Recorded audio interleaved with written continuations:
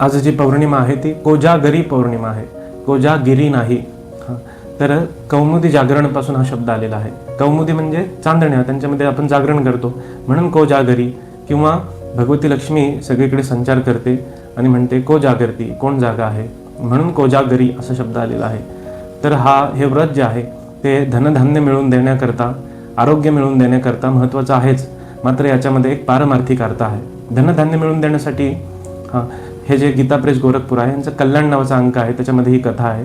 तो दरिद्री ब्राह्मण जो आहे तो हे व्रत करतो आणि त्याला खूप धनधान्य मिळतं. लक्ष्मीची पूजा करतो, ऐरावतावर आरूढ असलेल्या इंद्राची पूजा करतो, रात्री दुधाचा नैवेद्य दाखवतो आणि त्याच्यामध्ये चंद्रकिरण पडतात ते ब्राह्म मुहूर्तावर तो प्राशन करतो.